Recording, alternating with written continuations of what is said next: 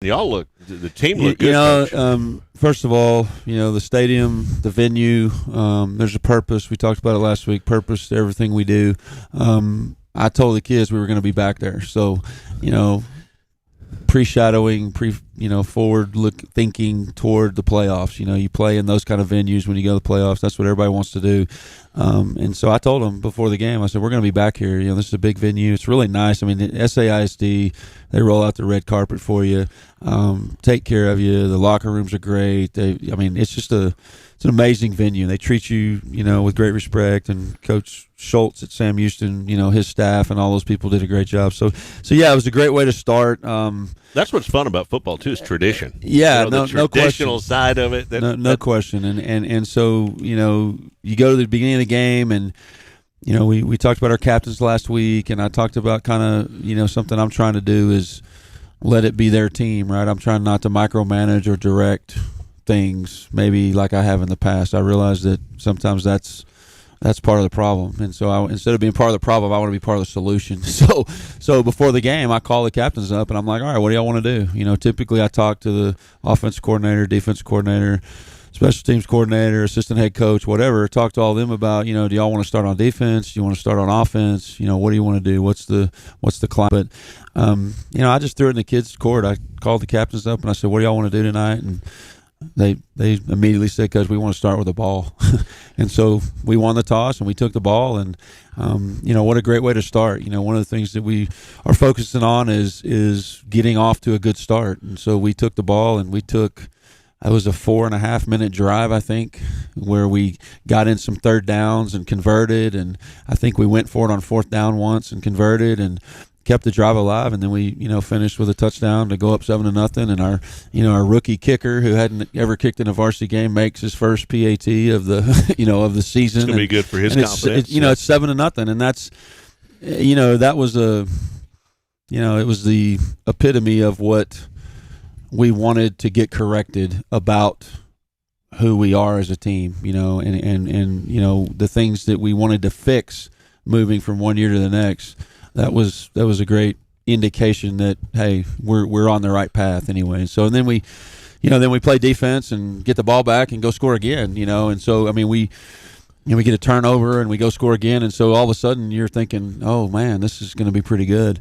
And then we made a few mistakes, which is going to happen. That's part of the deal. And we stalled out a few drives and weren't able to maybe convert at times, but we never doubted, and we just stuck with it. So yeah, it was a big win on the road. It certainly feels great to have a win under your belt. 1-0 is much better than 0-1 for sure. And it's a great weekend. We had Monday off as a holiday, and so it's kind of a long weekend. We played on Thursday night, so we put Thursday night in the can on Friday and started to look forward to the next opponent. So it was definitely a good win, good way to start.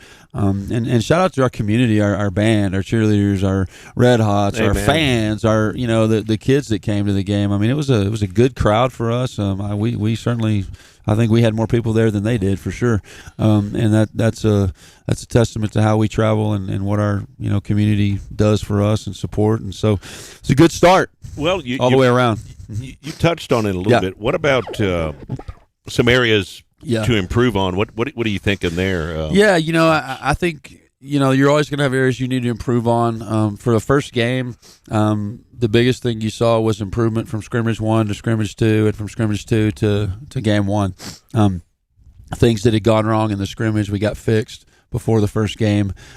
Certainly, we had a tendency to stall out a drive. I think we punted once, and we stalled out 3 other drives. And so we've got to figure out a way to raise our level of importance or raise our level of preparation when we get into the crucial moments. When you cross the 25-yard line and you get into the red zone, the field shrinks, everything tightens up. Typically, the defense tightens up their coverage, they tighten up their gaps. And so as you get closer, you've got to be better there than we were. That's why we stalled out some drives. And certainly, 4th and 9 from the 17-yard line, probably should have kicked the field goal. Again, that's my decision. I'm nervous about a new kicker. His range is about the 25 in at this point. It'll expand as he gets experience. But so that ball would have been placed on the 24-yard line. It would have been a 34-yard field goal. Probably I'm thinking 50-50 at best. So let's just go for it. And we got some guys out there that in that situation, it's probably better to try to get them the ball than it is to try to kick a field goal and just take 3 points. Conservative wise, you can always second guess, but. So we got to figure out a way to not stall out in those situations. We did it going the other way a couple of times. And then, we always have to get better at tackling. I think some of the miscues in tackling were attributed to the talent of the other team.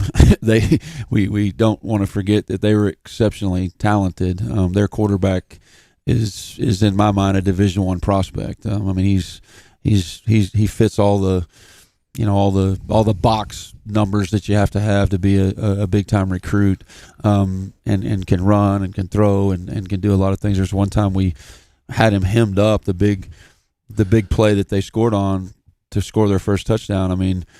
We think we have him tackled in the backfield for a sack, and he bear crawls out of it, comes up on what was going to be a running play, and we break coverage, and our corner comes off to play contain on him, and he throws it over his head, and they go 70 yards for a touchdown. And so it was just like an impromptu touchdown. And so, there's nothing, you can't fix that. You can't. That corner's going to come off 9 out of 10 times to make that tackle, and that kid gets behind him as a busted play. So, I think those are just little things we got to work on. We always can tackle better. We can always get off the ball better. We can always improve our fundamentals. But overall, I think it was a quality performance. I do too. We put up good numbers on offense. Most of the fourth quarter, we know we're going to win, right? Because we're up 9 points or whatever it was. We're up 2 scores. So certainly we didn't clear the benches or anything like that. But some of the numbers they put up 300 and something yards passing and whatever. I forget exactly. But they put up some pretty good numbers in the passing game. But some of that was late, when we're already up 2 scores and, they have to throw the ball because they're trying to get back in the game and stuff like that. So, you look at the stats and you think, well, man, we gave up a bunch of yards, but some of it was deceiving because we stopped them when we needed to. And that was probably the best thing of the game was that when offense needed defense to get something done, they did. And when defense needed offense to get something done, they did. And special teams played in that as well. I thought we did some really good things in special teams in terms of, taking care of the ball and doing some stuff and rising up whenever we made a mistake. And that's the other thing, I told you last week we're reading a book, and one of the points in the book is to embrace Murphy. Murphy's Law is going to happen. I think I talked about it last week. And that's what I talked to the kids about specifically. And certainly you make a mistake. They've got 4th down and 28 or 30 or something, and they punt it. And the punt doesn't even get past the first down markers. But we're all humans. We make a mistake. We fumble it, and they get it back. And so they get a first down. And then the next play is the play where they ran that impromptu play and they scored. And so that's one bad thing that leads to another bad thing that, and so I talked to him at halftime, or maybe it was after the game. I said, look, when Murphy happens, we've got to rise up and embrace that. We can't let one bad thing lead to a second bad thing to a second bad thing, or a third bad thing down the road. And so, there's just little things, and that's just part of the game. We're all going to make mistakes. We're all humans. You make a mistake, flush it. Flush it and get rid of it. That's the bottom line. Just like the game itself. That game's over. I told him after the game, it's great to be 1-0. Let's celebrate tonight. Let's watch the film tomorrow. Let's get to feeling better, take an ice bath or whatever, and then forget about it because Tyvee's coming to town. So, this is a great win for us, and way to go. Yee-hee, here we go. Let's get ready. So, impressive start. The kids did a great job, and our leadership was solid, like it's going to be all year. And so I was just very pleased with the win, and pleased with the way we performed, pleased with the way we coached. I thought our coaches did a great job keeping it simple, but having the right kind of things that worked well against that team and the way they did things. So. Me likey. Great Me win. likey. Yeah, no doubt. Good start. I know you likey. Good start. Great start. We're No going to doubt. take a quick break, hear from some of our sponsors, then we'll come back. We'll talk about the players of the week from the Sam Houston game coming up right here, TexasRadio.net, United-Live.com.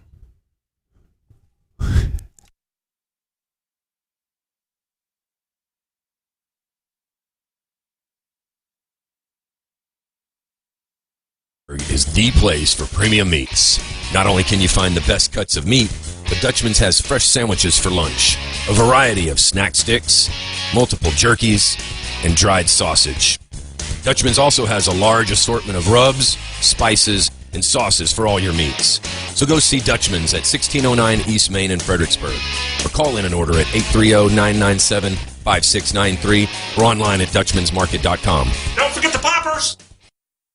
Hills of Texas Homes in Fredericksburg designs homes for you built by engineers. The Stevens family does everything in-house to build your home, so no outside architect or plan designer is required. When you're building the home of your dreams, that's peace of mind. Hills of Texas Homes has won numerous awards from the Hill Country Builders Association and Parade of Homes. Hills of Texas Homes will work with you through the entire building process. Call 830-889-7900 or visit hillsoftexashomes.com.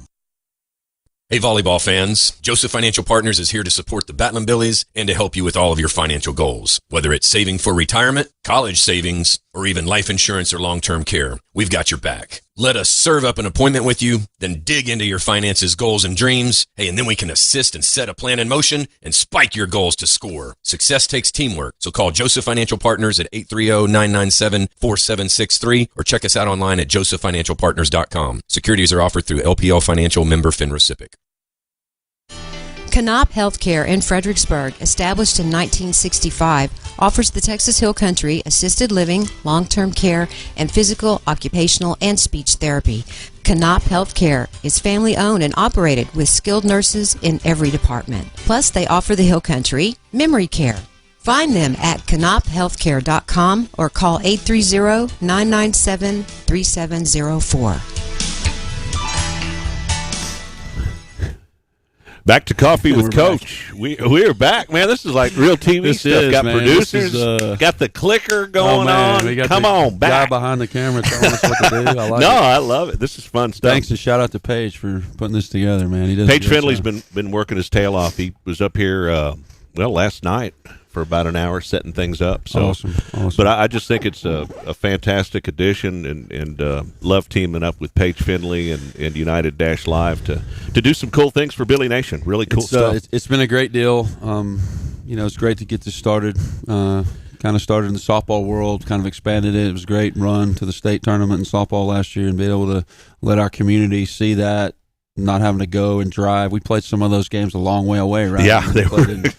Some of those teams way south of San Antonio or some of those venues. It's just a great partnership, and we hope that we can expand it and keep it going. Our ultimate goal, go all the way back to when we got our big video scoreboard.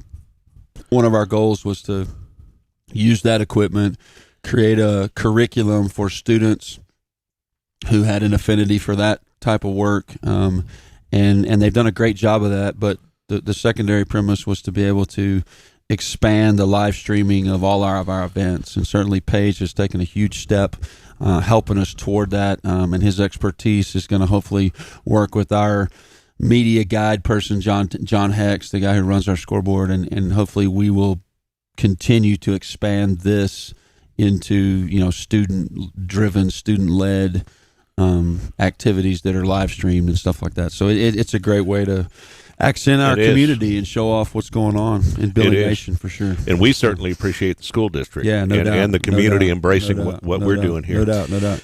Whataburger, Whataburger Players of the Week from Sam Houston. Who are the varsity players? So Whataburger, let me shout out to them first. They have come on as a premier sponsor of our scoreboard, and they've done most of it through in-kind sponsorship. They sponsor team meals for our Billy moms.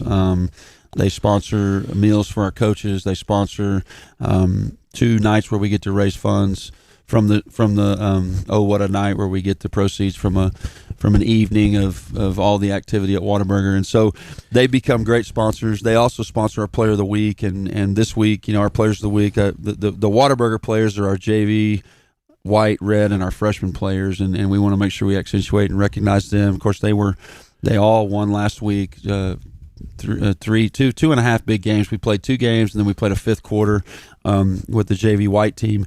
Our freshman player of the week is Yuri Estrada, a young man that plays defensive line and offensive line, and he's kind of a beast. He's kind of got a little bit of edge to him, a little bit mean, a little bit nasty. He's a great kid, certainly, but when he puts the helmet on, he kind of flips the switch, and we have to kind of hold him back a little bit in practice because not many people can block him. So we want to be able to get some stuff done in practice. And so, but shout out to him for that. Yuri was our freshman player of the week. And then our JV white team, Aiden Heinsohn is the quarterback on that team. And several of the coaches now affectionately call him Sam Ellinger because he pulls the ball and he runs similar to Sam Ellinger, the Texas quarterback, and he did that running our power play, which is the same play Texas runs. And so he did a great job. He scored a touchdown. He moved the offense up and down the field in their little fifth quarter game they played. And then our JV red players, Clay Feller, who is our A back or our F back, I guess, depending on the set we're in. And last Thursday night, he was kind of an old-time fullback bruiser, kind of a hard-nosed, old-school Fredericksburg running back that kind of just went downhill and running over people and stuff like that. So I like that. Did a great job. He's a great kid, and all 3 of those kids are definitely worthy of the recognition that they got, and we certainly appreciate that. And those guys, I think I shared with our parents on my email thread this week that we select those kids by nominations of our coaches, and then we vote on them on the weekend. So each of those team coaches kind of on Saturday when we meet, we go around the room, okay, who's the JV player of the week or whatever, and then we kind of, if we have to, we have a debate and we talk about stats, and then we ultimately vote on that, and then that's what determines that. Then our varsity players of the week, we ask our broadcasters, your guys, Kamen and King, they send me a text every Saturday morning or the day after the game typically to nominate the players of the week, and then what we do in that case is, as coaches, we vet that based on the statistics. We look at the defensive production, the offensive production. We look at stats, yardage, that kind of thing. And because they don't have the stats instantly, right? They're just going off what they saw when they're broadcasting the game. Right. So, and certainly they do a great job, but we want to make sure that a lot of times there's things statistically that you can't see in a game that maybe a kid deserves some recognition. And typically, I like to give all of the recognition to the linemen.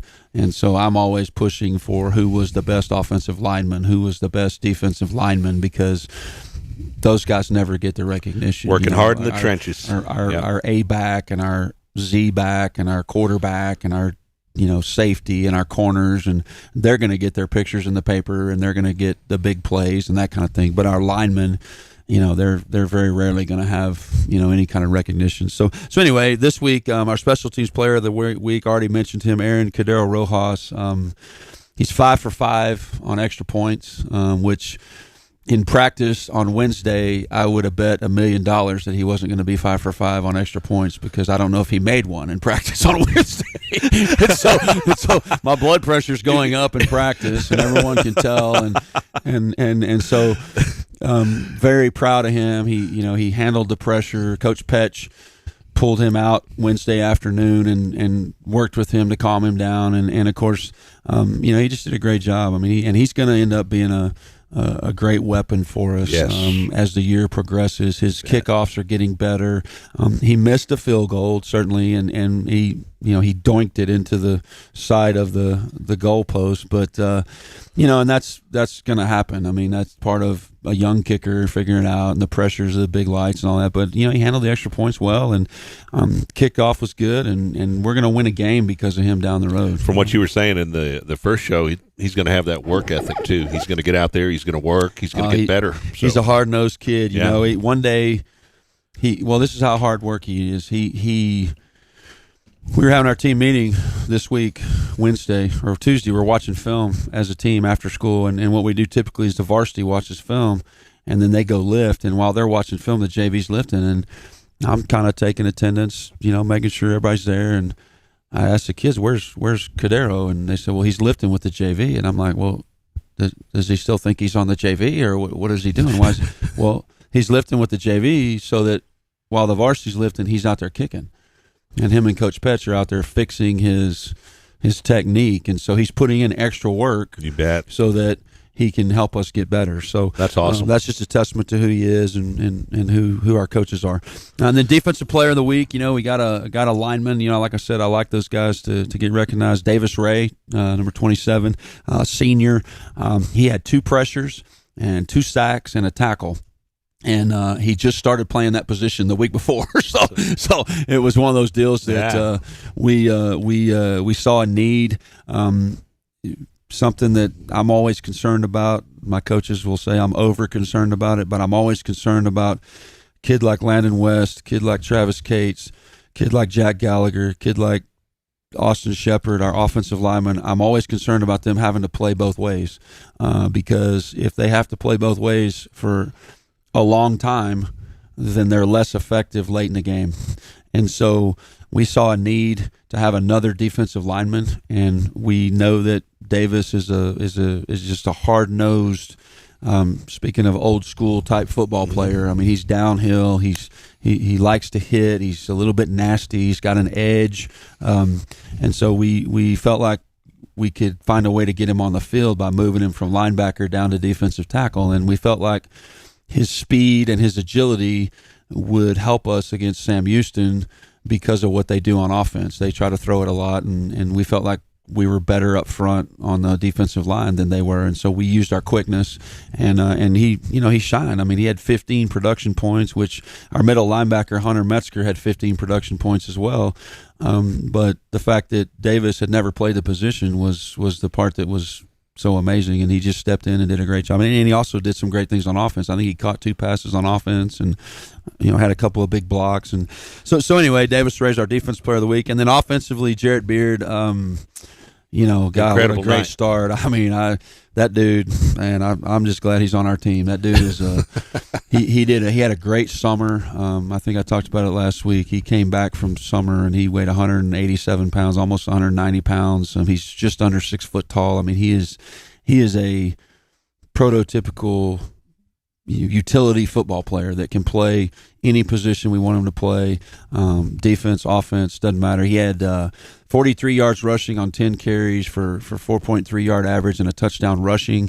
Then he had 149 yards receiving on 6 catches for 2 touchdowns. So statistically, he was our leader. The biggest play in my mind was the touchdown right before halftime. We kind of a tight game.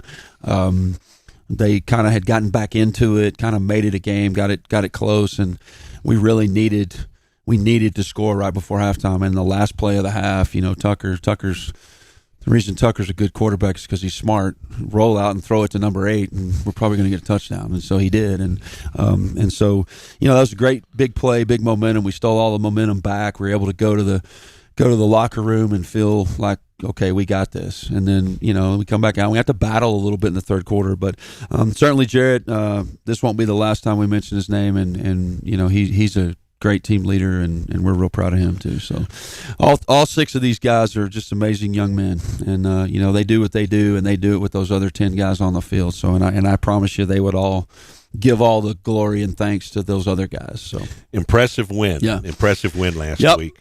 Well, this is cool. Now, Kerrville Tivy, through the years, back when I was in high school, when Paige was in high school, they were one of our main rivals. Yeah. If not the main rival.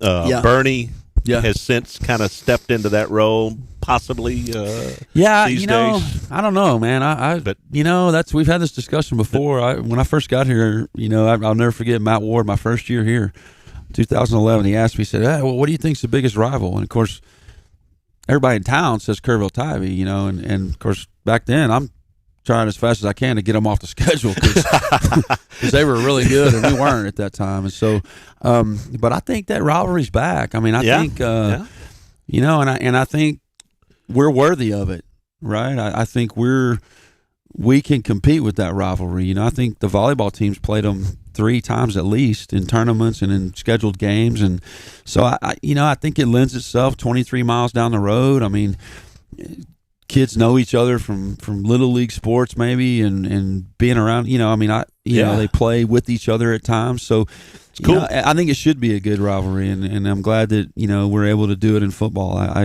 Certainly they're good. I mean, they are a extremely well coached, extremely traditioned program.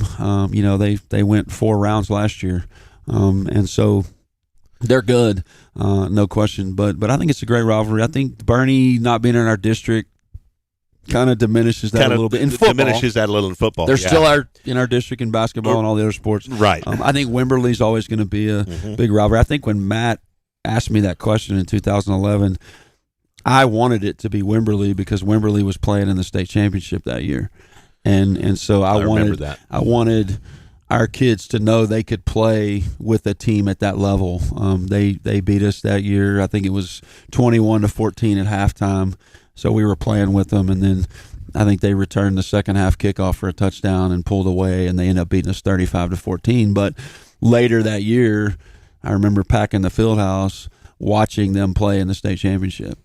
And so we watched as a team getting ready for the next year.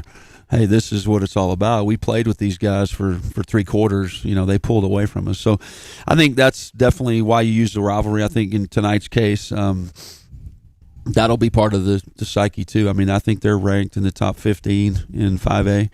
I don't think anybody in the state of Texas picked us to win tonight at home. I did. Against I did Ivy. earlier. I told I'm glad Kara, you did. And I told Steve, I've got a gut feeling, and this gut doesn't lie much. Right. No, I've got a good feeling about tonight. I think the Billies show up tonight, Coach. Well, we surprised them last year. I think I think we surprised ourselves and we surprised them a little bit. We were within 1 point in the fourth quarter. I think it was 42-41. It was a crazy game. 40, maybe it's 2 points, but it was a crazy game late in the fourth quarter, and they just outlasted us. They got us because they didn't have anybody playing both ways, and they made some good calls, and their coaches coached hard, and their kids played hard. But ultimately we were gassed down the stretch, and they were able to pull away at the end. And then the kicker had that 60 yards, 59-yard field goal. But that kind of put him on the map. Was good for him. Yeah, that was national news, right? A lot of chatter, national news. Glad we could help him out, I guess. But,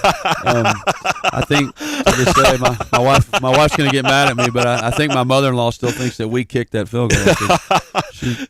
Throughout the year, she'd send me a text, good luck, and at one point she said, I hope your kicker does well like he did against Tivy. I didn't have the heart to tell her that it wasn't our guy that kicked it. He's going to be fine. He's going to be fine, mother-in-law. It was our defense that gave that one up. But yeah, I mean, I think it's a good rivalry. I think it's a great thing. I think Coach Jones and I would both agree that, we're going to continue to play this. We haven't confirmed that, but I don't anticipate us taking them off the schedule. We like each other. Him and I are good friends, and our coaches know each other, and so I think this is going to continue. So. I think it's great. Yeah. Well, how do they look compared to last year? I mean, did they lose? They look like they always do. Like I said, they're tradition rich. They expect to win. They expect to win district every year. They expect to play deep in the playoffs. They've got a Division I, top 30, Dave Campbell's Texas football, recruitable quarterback, Trapper Parnell, I think is his name. And then they have the coach's son, the Myers kid, that plays quarterback as well. And depending on, which film you're watching, they're both equally effective at what they do. They do a spread offense, and they run it really fast. They run tempo, which means they snap the ball really fast. They finish this play, and they're starting the next play. I mean, before you have time to catch your breath, get lined up. So you have to be ready to play fast. Relatively simple in what they do, but the effectiveness of it is how fast they go, and so big receivers that are talented. So I mean, they're good all the way across on offense, and then defensively, they run the defense that we ran when I was at Stony Point. It's a 4-3 defense, and they play really fast up front. Their defensive linemen come off the ball like nobody's business. I mean, they're coached extremely well. The coach that coaches them is a great coach, and he does a great job. And so they get after it, and they fit gaps, and they run around a lot. They're going to chase you down. They're going to exploit when you pull people, they're going to try to spill pullers, and they're going to chase from the backside, and so they've got a great football team. And then you already mentioned the kicker. I mean, I think he's already committed to Georgia to kick. And he's already proven he can make a 59-yard field goal. So, which was a national record, I think. So they're talented top to bottom, as always and as expected. And like I say all the time, I mean, if you want to be those guys, you got to play those guys, and ultimately you want to beat those guys. So, I think they're as good as they ever are. They're always good, and so are we. So yeah, absolutely. I think that's the thing. I think our kids are up to the challenge. I think we've prepared well. I shared with them this morning. I have the pleasure, the blessing to be closely connected to the Texas football program, and so I pay a close attention to them. My son Blake works for them, and so I've gotten to kind of get to know some of their coaches, and I pay attention. And I'm listening to Tom Herman this week talk about, last week they played Louisiana Tech, and this week they're playing LSU. And very similar to us. Last week we played a good San Antonio Sam Houston team. We were able to get a win, but now we're playing a big time, regional finalist from last year, district champion in 5A. But the irony of what Tom Herman told his team and told all the reporters this week was, we prepared for La Tech just like we're preparing for LSU. We don't prepare differently based on the gravity of the opponent. Right. And Makes so that's sense. what I told our kids all week. I said, we've been preparing for 19 days for this game on Friday night, and we haven't been preparing for Kerrville-Tivy.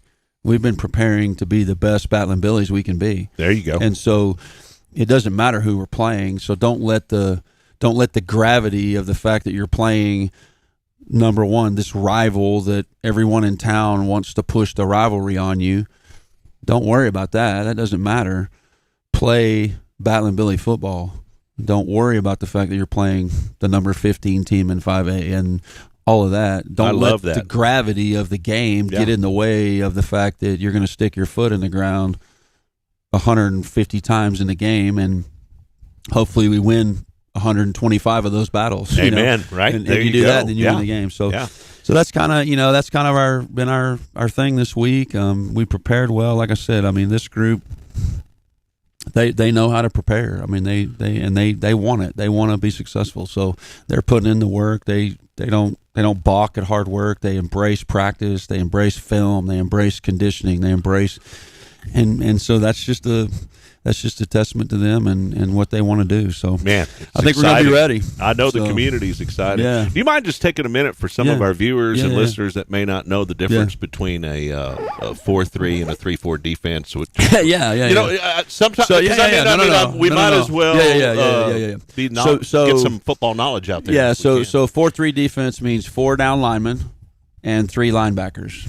4-3, right? 4-3, so that's old traditional defense. The Dallas Cowboys ran it in the 70s and 80s, and a lot of NFL teams run it. Jimmy Johnson was known at Miami for the Miami 4-3, which is the style that Kerrville runs. And what that means is the old Cowboys ran a 4-3 that the defensive lineman would read and react to what the offense did. In the Miami version that Jimmy Johnson took to Miami and brought to Dallas when he became the coach of the Cowboys, the defensive linemen are faster and they don't read as much. They react to the initial block and then they get off a block and they run. And so that's kind of what a 4-3 defense is. We run a 4-2 defense, which is 4 down linemen and 2 linebackers inside. Some people call it a split. Some people call it the TCU, the gurus of the 4-2 defense, 4-2-5 defense. Gary Patterson at TCU, Hank Carter at Lake Travis. That's the defense they run as well. And so that's what we run, a 4-2-5. And then the other version of defense is some version of a 50 defense, or we call it an odd. If you reference a 4-3 is even because it's an even number. Odd, you either have 3 down linemen or 5 down linemen. So that's kind of why we call it an even or an odd. If they run a 50, then that means they have a guy lined up on our center. And generally, an even defense, a 4 defense, doesn't have anybody on the center. They line up somebody on the guards and nobody on the center, and that's the basic difference between the two. But they put in a 50, they put a guy on the center, and then they put guys on the tackles, and then they have two guys outside that play coverage and move, and so that's why it's called a 50. You have five down linemen with a 0 nose. That's what the guy over the center is called. He's a 0, so it's a 5-0-50 defense. So nice. That's kind of the three different fronts you're going to get. There's variations of it. There's a new defense out that came about with the spread offense called the stack, which is a version of the 50. You have a nose guard, and then you have a linebacker stacked right behind him. Then you have another defensive lineman on the tackle with another linebacker right behind him, and then on the other side, so it's 3 down linemen and 3 linebackers, so it's called a 3-3 stack. But it's awesome. It's a 50 defense as well, so that's kind of good stuff. And that's the a little deeper into it. If you run a spread offense, you run the spread offense because you can dictate what they're going to line up in based on how they adjust to your formation. So the way you spread your guys out, when we watch film, we're watching to see how they align to our trips formation or to our doubles formation or whatever. And so when we go into the game tonight, we think we know. They may change, certainly, but we think we know how they're going to align to our formations because we can dictate that to them. And so you mentioned you might be utilizing a tight end a little more. Is that is that something? No, we how does have. How does that factor into the spread? Does it? How is it helpful? Sure, I alluded to this last week. It gives us the opportunity to be more balanced because we can now have one more thing that we do. We did it well. I didn't reference this in the game. Probably the best part of the Sam Houston game was the last 4 minutes of the game, right? We ran our 4-minute offense to perfection. A 4-minute offense is when you have the lead and you're milking the clock. Right? And so we ran our 4-minute offense to perfection. We took the ball and we didn't give it back to them. We ran just our basic offense, mostly with a tight end, mostly with 2 backs, which is an old school type offense, not really a spread, but having Christian Aviles, having Davis Ray, having Hunter Metzger, having Dylan Arns, having Jarrett Beard, having all the talented guys we have, we're able to be more flexible. Luke Duderstadt plays tight end as well. I mean, does a great job with that.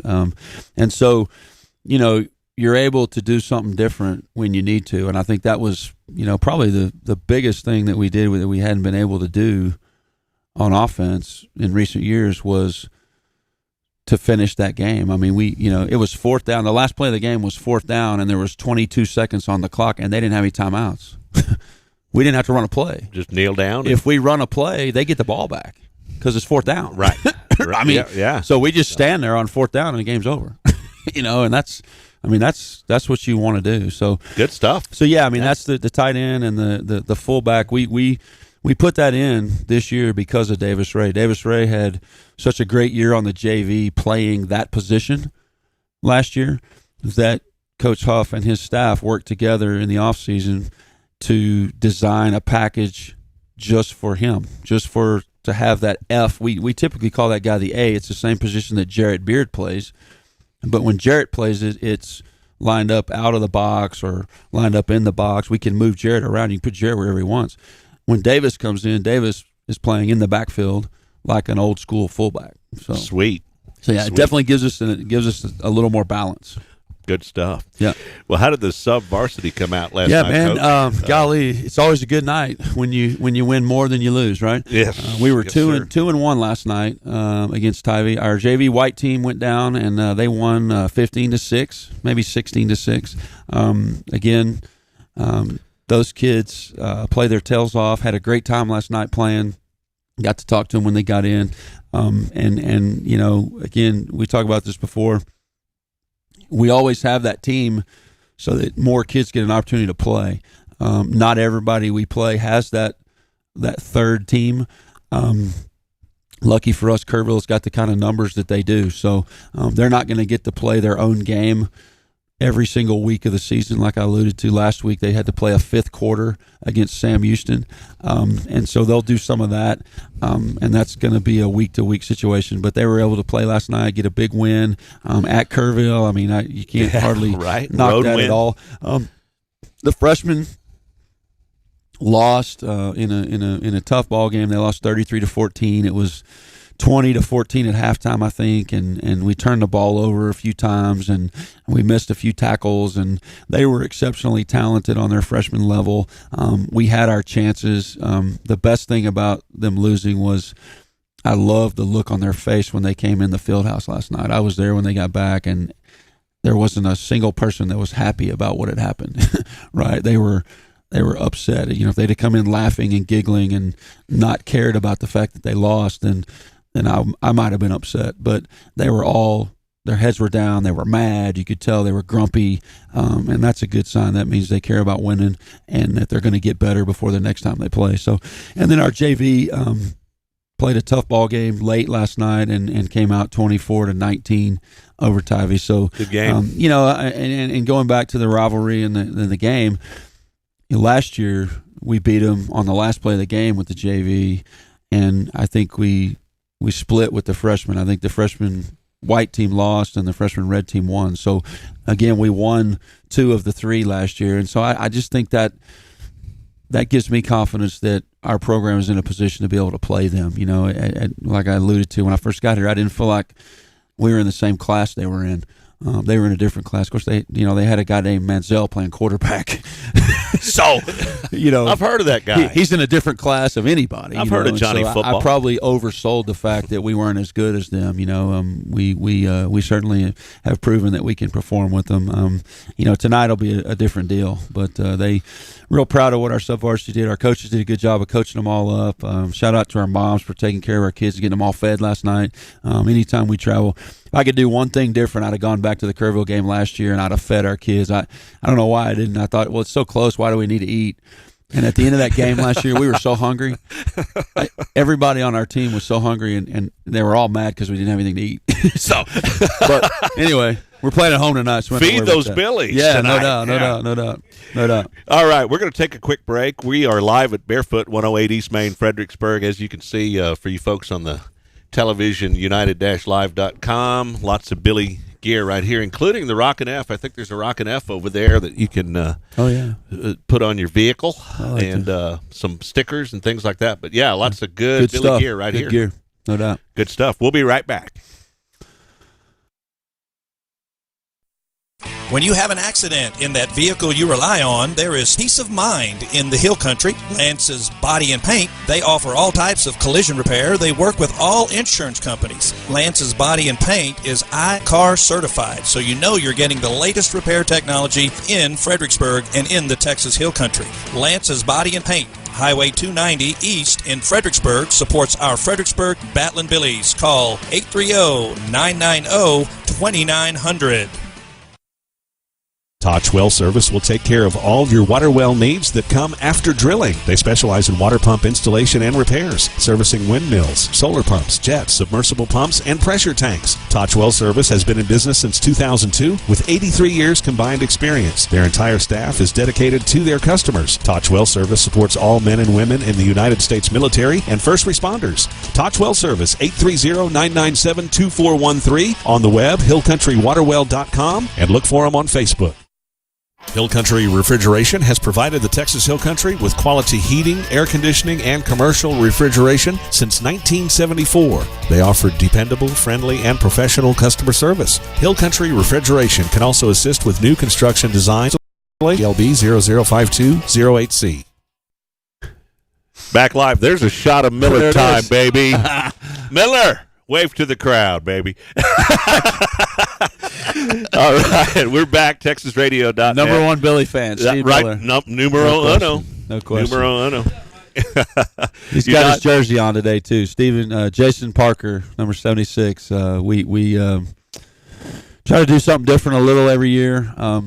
Previous years, we've named a teacher of the week every week, and then we've just given a jersey to a teacher that we have in class or whatever. This year, we're kind of making them write a note to the teacher every week. I'm making every kid write a note, and they have to give the jersey with a note to the teacher and thank them for whatever they're doing or telling them why they're giving them the jersey. And so, and it applies to anybody, on campus. Could be food service, cafeteria, custodial, maintenance. Love that. Administration, whatever. And so the idea is just to give back and to show how we're a big family and everybody matters, and our success is only based on what the support we get from everyone else, which is, immense. I mean, the amount of support we get from our teachers. And, of course, we had progress reports last Friday, so today I reminded them, if you guys are on that failure list, that's the teacher that needs to get the jersey today.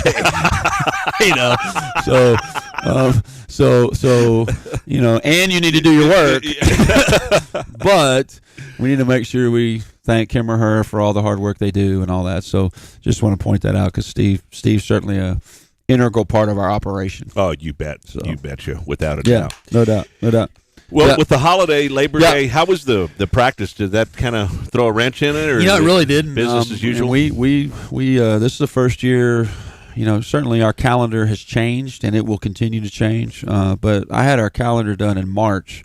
I had the fortune of traveling to Japan with my wife on our 25th anniversary, and so I spent 19 hours on a plane.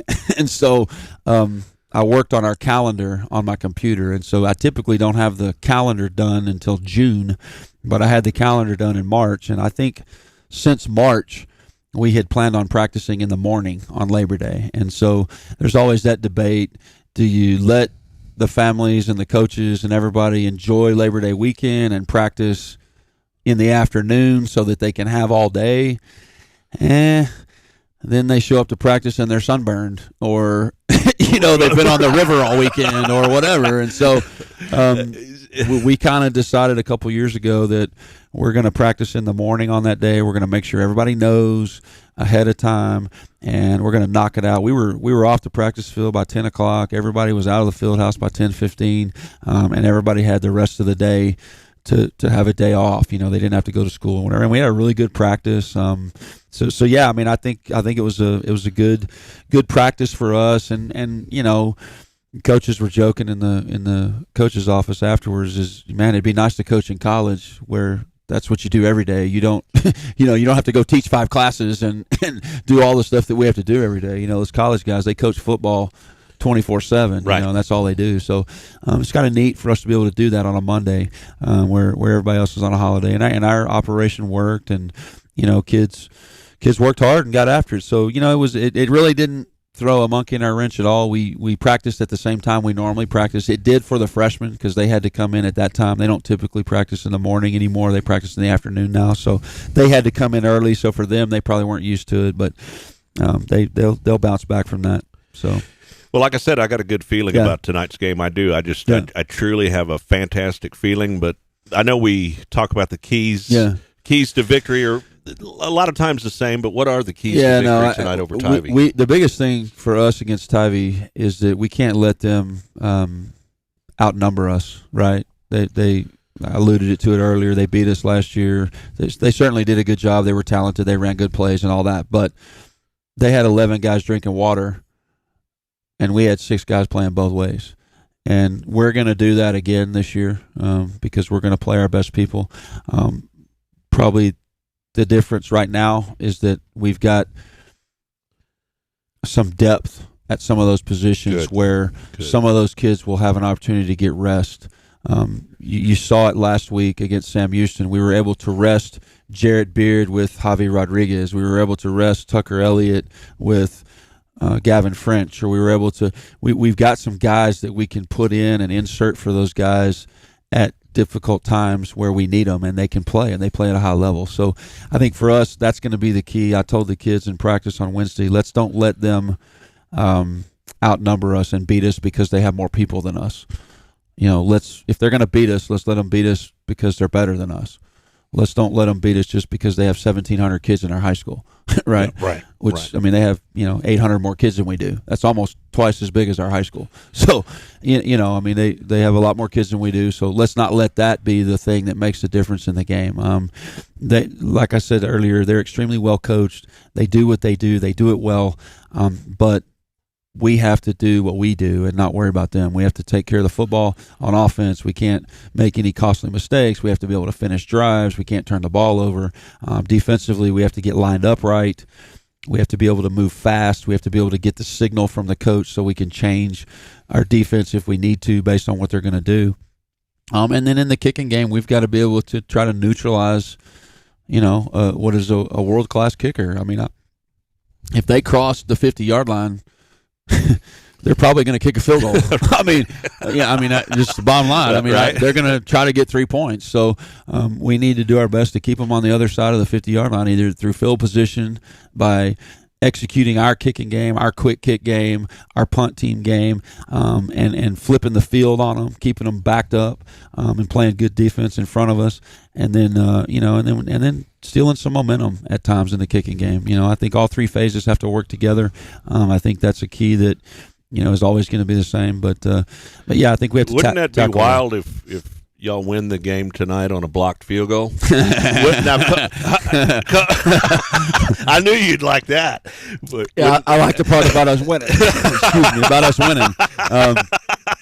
Yeah, I mean, that certainly would be irony. That would be made for TV stuff, I guess. That would be good stuff. No. But let's just get the win. I think the other key I mentioned, I think, is don't let the gravity of the game get in the way. I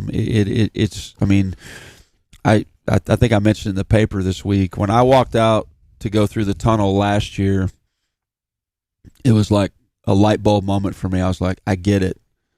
I understand the rivalry now, because the stadium was just electric, and I couldn't believe the sea of red on our sideline and the sea of blue on their sideline, and it was just an electric atmosphere. And I was like, oh, I understand why these people talk about this so much now. Why they keep talking about, we got to play Kerrville again. We got to play Kerrville.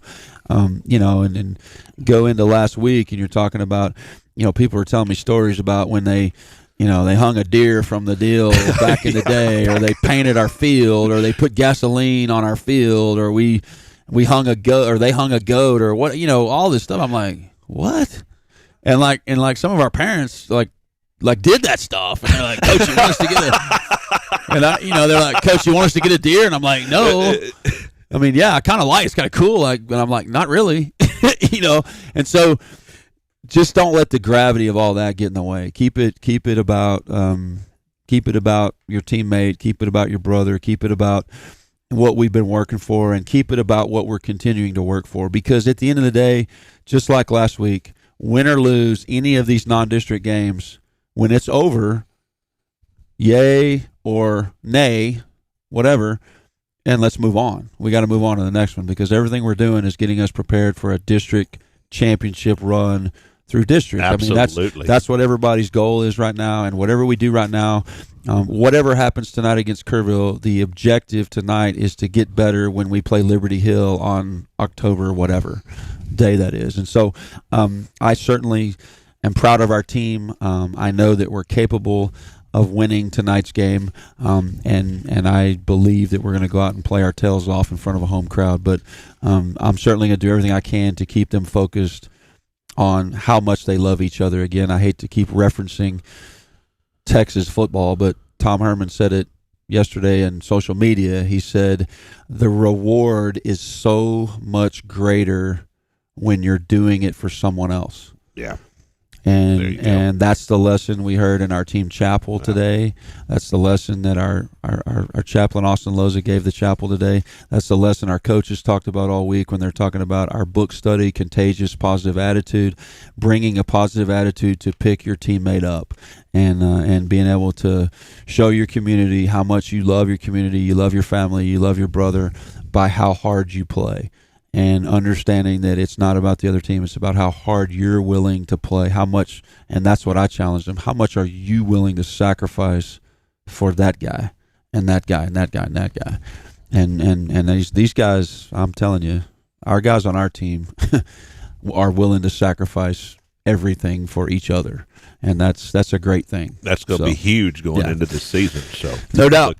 Well, real quickly to wrap up fall sports. I mean, I know we got Coach Randall King, the state-winning tennis coach, going on. Cross country's I think been they kicking beat Hondo 10-0 this week. They played Hondo this week, and they've started district play. I think they're 1-0 in district. I think our team's 1-0 in district.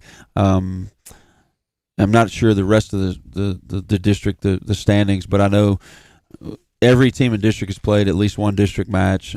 We beat Hondo this week, and they're doing a great job like they always do. Volleyball played a really tough Liberty Hill team at home Tuesday night, and Liberty Hill, I didn't know this till today. Coach Raymer told me at the pep rally they got a move in from Hutto that was a superstar. So, they kind of reloaded. I guess that was that Escamilla girl. I'm just guessing. I'm not sure, but I know we were there. They got to move in, and they, they're able to do what they always do. I mean, we beat them in the first round of the playoffs last year, and that was a huge win for us. But they certainly are a good team, and I'm sure they're ranked, and they beat us at home the other night. But volleyball steadily improving. They play Johnson City tonight at Johnson City, who's a good team in their classification, so it'll be a good matchup for us. We beat Ingram last Friday night, which is a state-ranked team in their classification, and we beat them pretty good. And Jason was alluding to the fact that it was going to be a really tough match. And from what I understand, we came together and we played really well together and had great team chemistry. They have moments of brilliance. I've been watching, and we of course, you bet. we do the